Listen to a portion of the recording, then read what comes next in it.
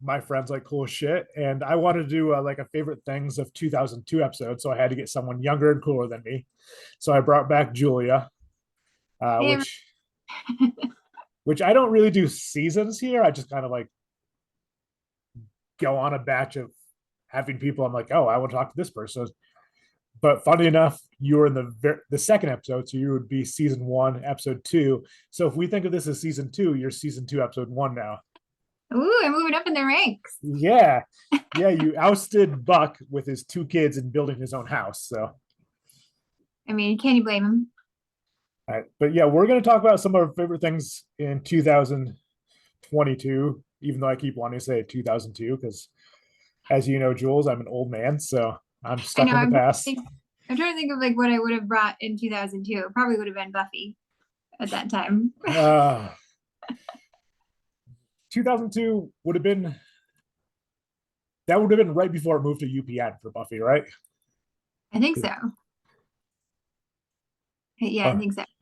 or maybe because it moved to season five was the last one on uh WB, right? Oh man, now I mean, I got into Buffy when it was going into syndication, so like after they had finished, I think. Okay. So I think yeah, like 2001, 2002 was the end of the series, I think. Okay. Yeah. But Yeah. anyway, I was more into Angel. I got into Buffy after through really? Angel. So yes. I can't tell you what it was, but I went from Angel to then to Buffy. Wild.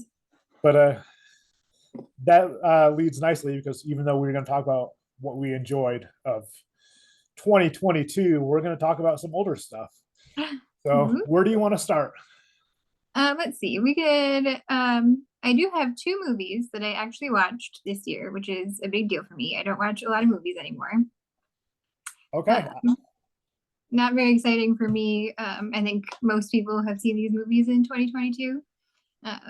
But I did see Top Gun at the drive-in in Messina with my Aunt Robin. Oh, Aunt Robin. I love Aunt Robin. Yeah, yeah, we had a great time. I Uh, uh I did not see Top Gun. So, what? I thought that holy shit that we would skim right over this because I was like everybody's seen that movie. no, I didn't see it for a couple reasons. And one I would like to blame that I was still very much not recovered Mm-hmm, when the movie came out, but I mean, it was mm-hmm. released like three different times in the movie theater, so there I Yeah, had plenty of time. But I'm not a Tom Cruise fan, me neither. so I would have skipped it for that. And then I decided this year I didn't want to go to the theaters for big budget films. I wanted to Yeah, do small to mid level films. So that's nice. it would have been the only exception I almost made was Black Panther, Oh only yeah, because it's a majority minority cast. yeah, But even then, I was like, that movie's gonna make gangbusters. It does not need my money. So yeah, exactly. It's huge already. So yeah. what? Also, one of the movies I did see this year that I loved only played in one theater for a week, Holy shit. and then it was ousted because it opened the week before Black Panther, and then that theater did every screening of Black Panthers. But Oh, what did you think of Top Gun Maverick? I really liked it. Obviously, I mean, I brought it to this discussion. I am not a Tom Cruise fan. He actually kind of turns me off. I was not really excited to see this movie, but it was playing at the drive-in in Messina, which I don't. There's no drive-ins around here in Virginia. It was the only movie playing that weekend that I was up, so I was like, yeah, why not? You know, whatever. We'll have a good time, no matter what, at the drive-in. I wasn't expecting much. I have never seen the first Top Gun, much to my dismay. That is a little shocking.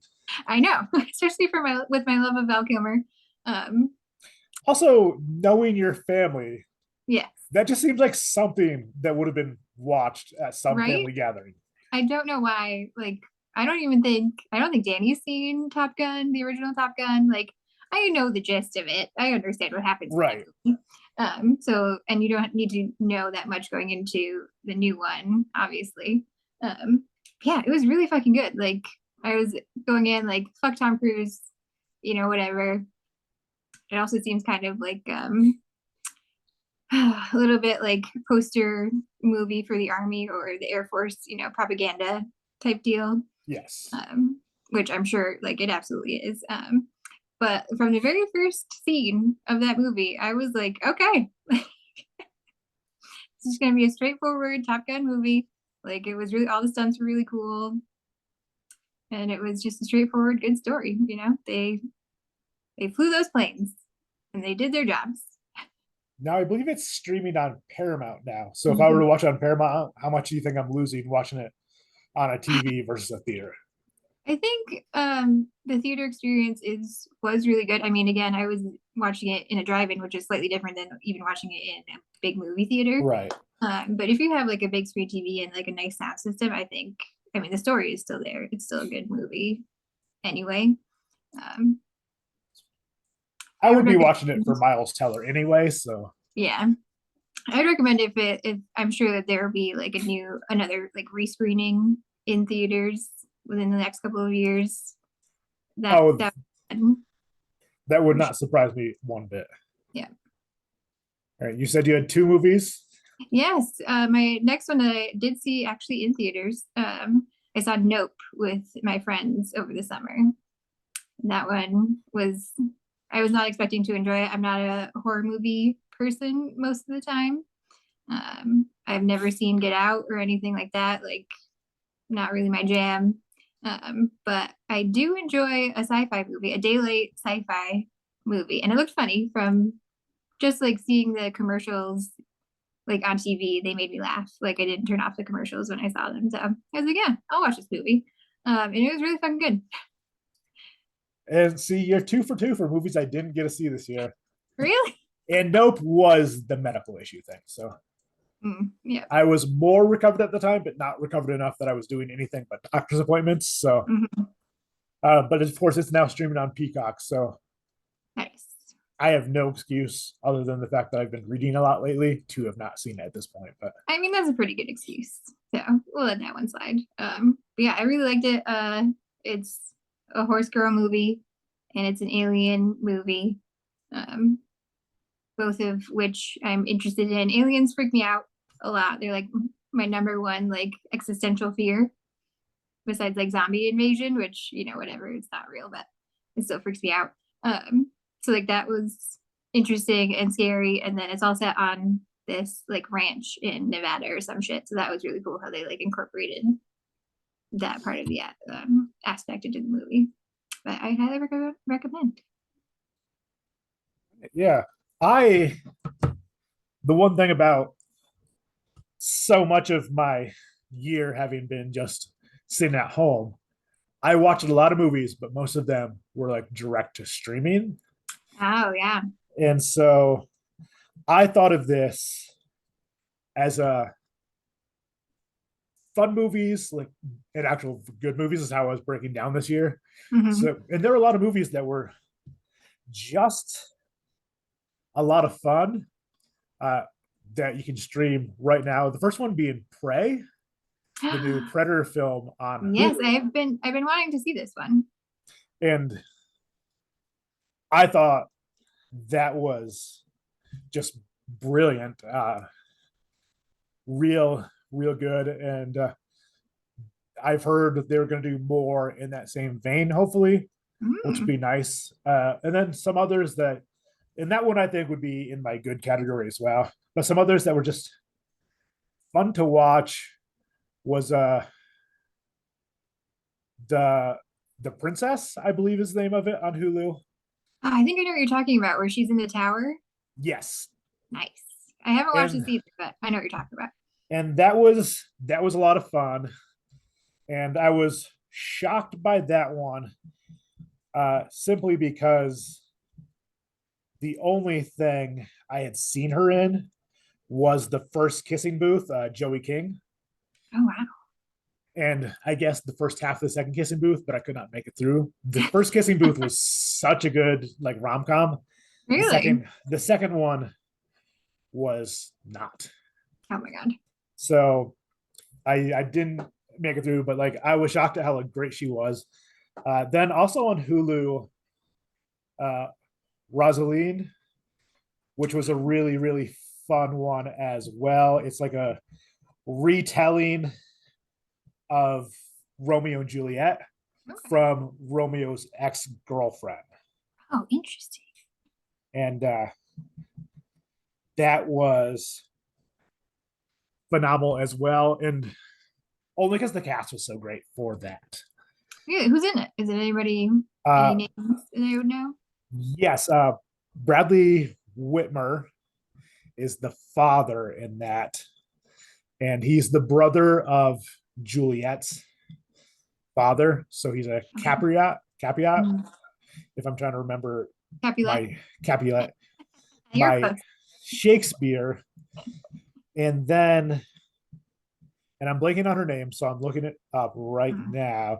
But you would know her from Justified, the young girl that Raylan takes a liking to.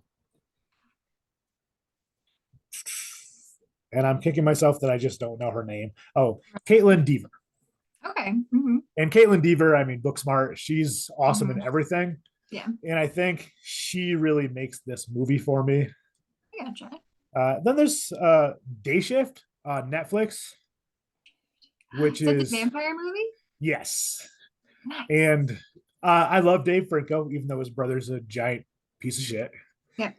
And Dave Franco's great in that. And Snoop Dogg is great in that as well. Nice. And I'm a fan of Snoop Dogg as well. And then as far as some movies that were just really, really good, BJ Novak wrote and directed Vengeance, Okay, yes, I know of this. Again, I haven't watched it, but I know what you're which talking about. it did play in theaters, but I, of course, caught it on streaming. And he was great in that. And also, Ashton Kutcher was really great in that. Yes.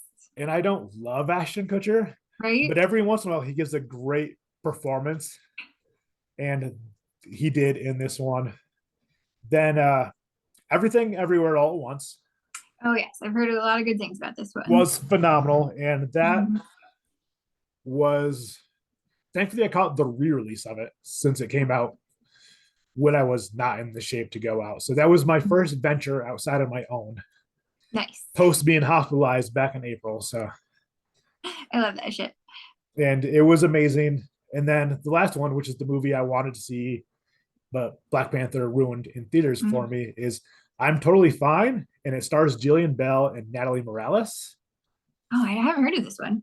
Oh, it's phenomenal. Jillian Bell plays a woman who's lost her best friend, who she just, Mhm. their organic soda has just been picked up in grocery stores.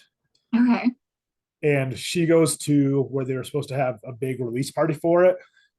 When Natalie Morales, who is the best friend, shows up because she's an alien Oh. who's now come in and taken the body Oh. and the I think memories of the this best friend for 48 hours to observe Jillian Bell's character. And okay. it's just phenomenal. And since they do a lot of flashbacks, Natalie Morales plays both the real best friend and the alien pretending Okay. to be as the best friend. Hmm. And some of the choices Morales makes as the best friend Yeah. versus the alien are just so good. And Jillian Bell is mostly, of course, known as a comedic actress. Like I think Hmm. Workaholics is where she's best known. And there's a Hmm. lot of Workaholics ties into this, Okay. but like the depth she has in this just phenomenal. Like, and you can buy or rent it right now. I think it's like $5.99 to rent or $6.99 to buy. Okay. I recommend buying it because I remember now that you say like you explained it to me, I remember watching like a little blurb for it and being like, this looks interesting, you know. May yeah, not be amazing, but it's an interesting concept. The alien friend thing, you know. yeah. What about movies not from this year that you might have caught for the first time this year? Oh God. Let's see. Not for the first time, but it's was the first time in a long time. Probably since I was a child. I watched Little Nicky. Um, Okay, for the first time in probably 15 years. Uh, I don't know what it is about that movie. I love that movie. Like, it's not that great, but it's a lot of fun. There's so many cameos in that movie, so many really good actors. in that movie. I don't know how Adam Sandler got all those people to be in that movie, but it's just fun. It's just a Uh, great little fun comedy. oh, Little Nicky's great. I remember not when it would have been in theaters, because at that time Adam Sandler released everything in theaters, but it would have been when it went to VHS or DVD, because that would have been both at the time. One of those Yeah. two, like renting it. Mm-hmm. And I just thought it was great. It was like, Mm-hmm. for me, it's the best Adam Sandler probably since Happy Gilmore. Yeah. Oh, for sure. And actually, my brother Joe and I recently brought that up because we were talking about like which Adam Sandler character would you least like to fight? And I said Happy Gilmore, and he Yeah. said I no. mean, He yeah. said no, Nikki. And I was like, no, he doesn't want to fight. He just wants to give you like Popeye's chicken. Like, He's just a nice boy. yes. So it was funny that that's one of the ones you rewatched recently. Anything Yeah. else, or I think that's really it. Again, I'm not much of a like straight like movie or TV show person anymore. I've become my sister. Like I remember judging her for just rewatching like Friends all the time, and I know that she still does this. Like younger and being like, don't you want to watch something different or like consume something else? And now I understand. Like, and if your I'm sister here was here with us, she would be talking about the Matthew Perry autobiography that came out this year, I'm sure. what? I didn't even know about this. It I did not watch it because I'm not a Friends Mm, stan, but yes, I mean, um no, in his autobiography, I guess he throws a lot of shade at Keanu Reeves. So really? interesting move there because he's the internet's boyfriend. But Yeah, that's a real interesting move for Matthew Perry, who's been out of everyone's thoughts for ever since Friends ended, I think. he tried a few sitcoms. Sunshine State is one that sticks in my mind that I really enjoyed for the 6 episodes Okay. it lasted. All right. And That's not bad. then there's another one I think it was right before Sunshine State. I think also an NBC comedy where he was a sports radio guy, Okay. but he was basically playing the same character in both. Yeah. Yeah. I mean, that's nice. And like even in the movies that he did, I think when Friends was running, like it was all essentially the same Yeah, kind of guy. It's yeah, Matthew Perry. yeah. That's who he plays, and Yeah, it works. he's made a lot of money doing it. So good for him. Yep. More power to him. Yeah, one of the movies I watched this year for the first time, and I don't know why I'd never seen it, was Rain Johnson's first movie, Brick. Oh, that's such a good fucking movie. Holy shit. Oh, Yeah, and it's kind of crazy because I love the noir genre when it comes to books. yep. And every once in a while, I'm like, I need to watch noir movies. And so I was Mhm. looking for modern noir films, and of course, that's always one of the top ones. It's like that and Fargo. Yeah. And I was like, you know what? I really like Rain Johnson. Like, how have I never watched Brick? Yeah. So I finally watched it, and I loved it. Yep. And of course, Glass Onion at the end of this year was a fun movie. Like, not as Yeah. good as the first one, but still fun. Okay. Okay. That's good to know. I haven't seen this one yet, but I really liked the first one. I watched it on a plane. And it was funny and exciting and interesting, even on a plane on a tiny little screen in a cramped seat for 2 hours. So I'm excited to see the second one. It is. And the other movie I discovered this year was it's a film called The Kid Detective, and it's with Adam Brody from the OC. Oh, I know what you're talking about. I haven't watched this, but I know what you're talking about. Oh, it's great, and I believe it's on Stars right now. Okay. And did you ever read Encyclopedia Brown? No, I was not an Encyclopedia Brown kid, Okay. but Uh, I know what you're talking about as well. it's basically like what would happen if this Wonder Kid detective grows up and has never accomplished anything in his life, and he's focused on like there's one disappearance of a Mhm. peer he could never solve, and he gets hired for a case, and everyone advises him not to do it, Mm. and this ends up bringing him back to that one case as a kid he could not solve. And Brody's great in it. I think he's an Yeah, underrated actor in oh, general, for sure. but Yeah. I've always had a soft spot for him, ever since the OC. Like I don't know why I got deep into the OC when that was running. Um, Oh, we all did. okay, that makes me feel bad. Because like looking back, I was like, I don't think it was that great of a show, but he especially I always had a soft spot for. And I think he's good in anything that he pops up in. Jennifer's Body, like I didn't see Jennifer's Body, so you've never seen that? no, I've never seen that. It's always Oh one of my, those films I'm like, I should watch it, and then I just never do. that's a fun one. That's a fun like Halloween time movie. Obviously I love it because it's got what's her name? She's so great in it, the main character. Um, yeah, it's Is just that fun. Megan Fox? Megan Fox. Yeah. Yeah. Yeah, she does phenomenal in that movie. Yeah, just one of those. Was it Cody Dablo wrote the screenplay for that? And Yeah. I loved Juno. It's what I saw in theaters twice. So like, Wow. I don't know how I haven't seen Jennifer's Body yet. Mm-hmm. Mm-hmm. Maybe when we do this next year, that'll be one of the films I finally rewatched. There you go. Yeah, we'll have some like homework for the next time that we do this. All right. So I'll what watch about Top Gun you and you watch can Top watch Gun? yeah, you can Okay. watch Jennifer's Body. I think I might win that trade. Yeah, I think so. Although my mother loves Top Gun, so I saw it a lot when I was younger. I mean, again, young Val Kilmer, you really can't go wrong. That's Whatever true. movie he was in. So That's true. So what about television? oh god, television. I don't know if I have anything. Okay, so this is not a new thing, but this is a new thing for me that I'm very excited to talk to you about, Greg.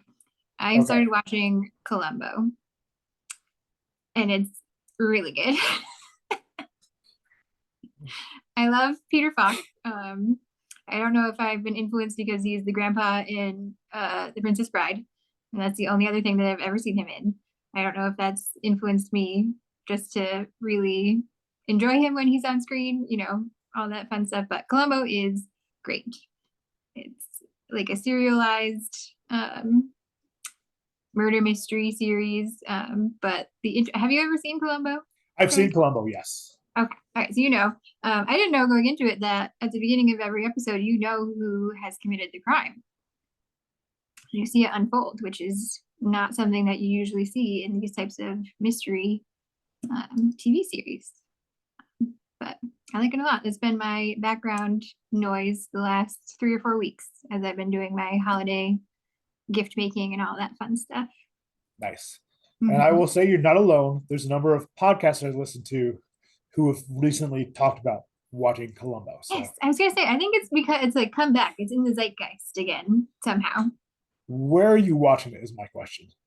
So there's a roundabout. I don't pay for any sort of streaming services. I refuse, which is probably a reason why I don't watch a lot of TV anymore. But my father has recently started paying for YouTube TV. Okay. And this is not an ad for YouTube TV because I was like, I'm never fucking paying for YouTube anything. But you can share accounts, obviously. He gave me the info for his account, and it's essentially like cable. So it's just you can get all kinds Yes. of different news networks, whatever. It's just on like a Sundance channel. It's like all Columbo all the time, and I was like, "This is it. This is my TV show." I was wondering if maybe it was one of those free ad supported streaming services because Mhm. I think either Pluto or Tubi, one of them has like a Columbo channel. Oh wow! And it might just be Columbo, might be like all those like because I mean the murder mystery Oh yeah, stuff was huge for a long time in huge. television. So Yeah, and now it's just kind of been replaced by procedurals, which I mean they really were early procedurals, but yeah, yeah. I was trying to like compare it to like something like a CSI or Law and Order, where even those ones are have like an overarching story throughout the series usually, or within at least like the last couple of episodes of a season they'll have like a big like yeah. story that you know it incorporates the characters like main lives or whatever, you know, like even showing like the precincts and all that, and Columbo has like zero. It's just Peter Falk and the person who did it. Yeah, I mean, I'm trying to think of like a modern equivalent of it. I think the closest thing I come to is like Psych, and even that's not Okay. completely there, but Yeah. because Psych did have a repeat villains and there was overarching stories, but like Mhm. that might be the closest. I'm not quite sure though. Mhm. Which, if you can come something a modern equivalent for Columbo for us, leave it in the I mean, comments. yeah, please do because I would love to watch it. Anything other than Columbo, or is that all your viewing habits this year for I TV? think that's I think that's the only thing that I've been watching this year for TV. How about you? Like I said, a lot of time on my hands. So Hmm. killing it with Craig Robinson on Peacock. Okay. I loved it. I am afraid of snakes. So a show about like Craig Robinson hunting pythons shouldn't be my wheelhouse, Yeah. but I love Craig Robinson. So Hmm. I gave it a shot, and it's great because Craig Robinson gets to be his funny self, but he gets to be like the straight man at times as well. So that was one. The Bear on FX, which Yeah. took the world by storm. Hmm. I guess at FX on Hulu or whatever it was. It was one of like it was like that offshoot thing. Hmm. Loved the Bear. Then trying to think, Reservation Dogs. Oh, It I've was heard my really like good things. that Abbott Elementary School or Abbott Mhm. Elementary, I guess, might be of my two favorite shows of the last 2 years. So Wow. both first seasons were phenomenal. Both second seasons are great. But and I think Reservations Dog, even though it's like um, one of like takes place in Oklahoma, like growing up where we did so close to a reservation, like there's some Yeah. things like we can see and relate to. Hmm. So You know what? That reminds me. I watched a lot of Letterkenny earlier in the year, and I think it has one of the main actresses on Letterkenny is also in Reservation Dogs. I think she's the deer yes, woman, yes, right? Tia Horn, Yes. she's great. She's in Letterkenny, her and the rest of the indigenous cast write a lot of their own dialogue so that it be Wow. true to what they are. Like so, Letterkenny is kind of silly, but they take a lot of Hmm. pride, especially in that idea. But yeah, and as far as like old shows, like I've been watching the Highlander series on Tubi, Wow. and it's not as good as I remember it growing up, but it's Mhm. still so fun. Nice. And what about music? You listen to Okay, anything so good this year? I was looking through all the releases that went through in 2022 because I listen to so much music. Like that's I listen to music and podcasts at work and also at home when I'm, doing stuff.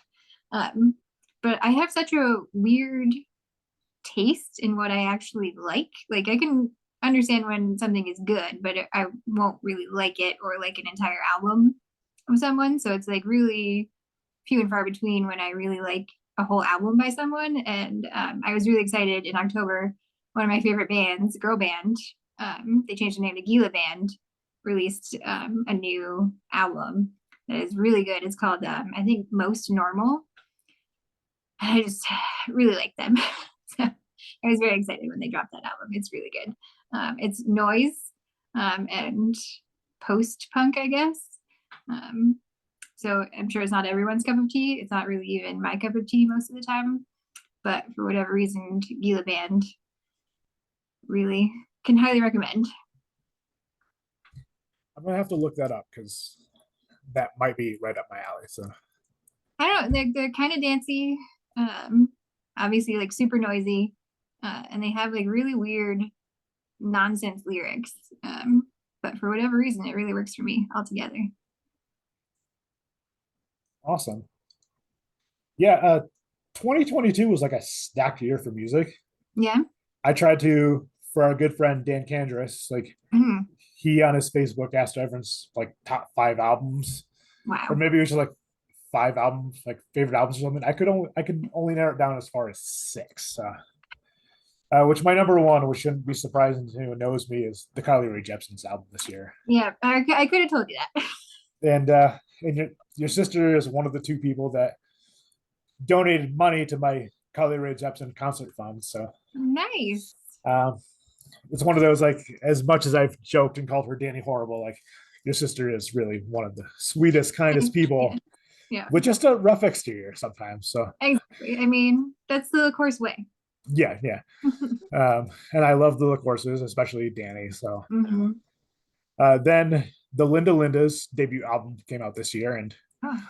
it's as good as what everyone was hoping it was for with their first few songs. Like, it's Mhm. amazing how young those ladies are and Mhm. how good they are. The Wonder Years had an album this year, Okay. which Yep. unfortunately took me like a month to listen to, and that I could not stop listening to it because it's Mhm. so good. Mhm.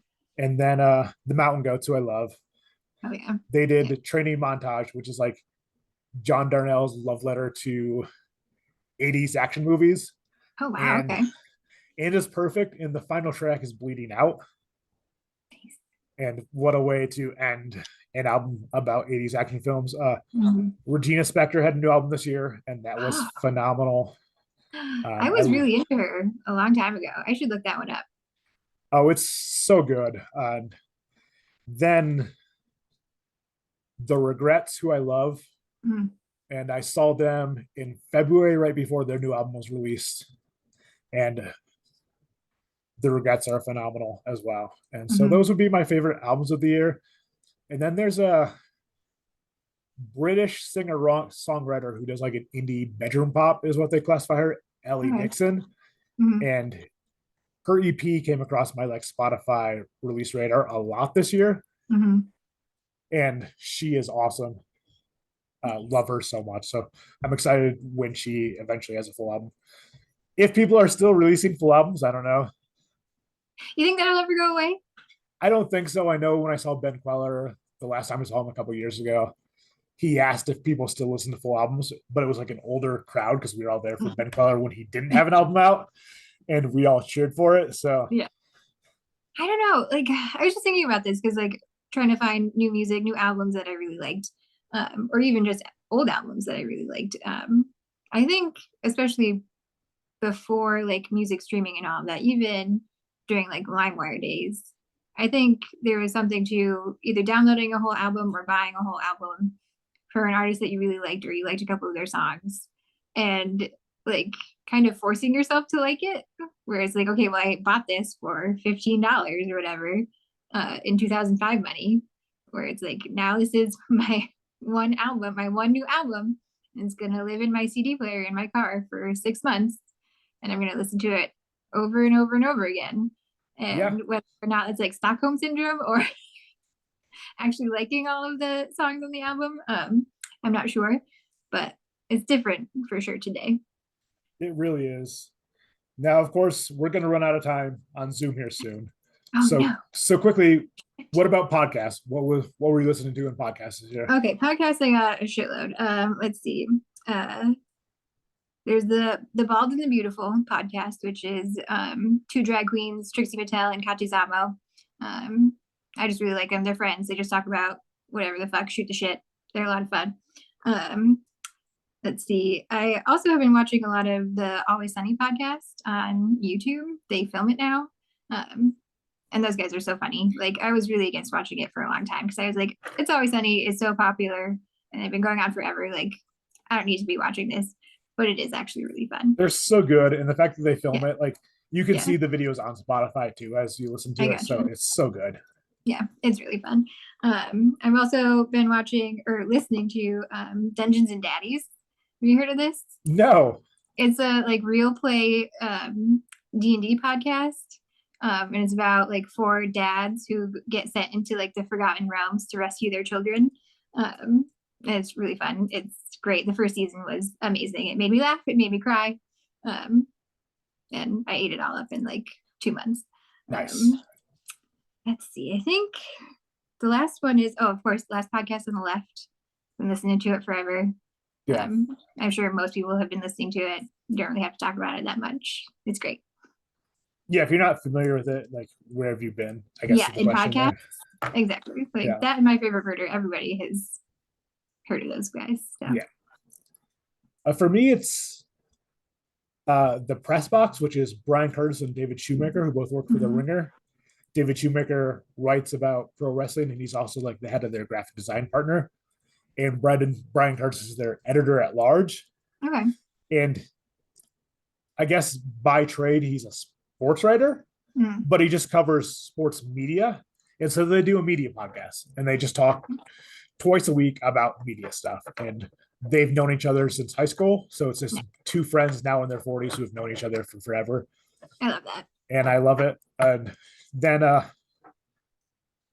Plain English with Derek Thompson is the other one I really, really love. He writes for The Economist, and he just tries to take topics that are a little more complex and explain to them as simply as possible. Okay. And of course, we are running out of time, and I would love to talk books with you. So maybe we'll have to do a part 2 just on Yes. books. We'll do a 2-parter sometime in the future. Yeah. Which I do have my top 5 books of 2002 up on my YouTube page now. But thank you so much, Jules. Always a pleasure. Thank you for having me. Yes, it was a lot of fun.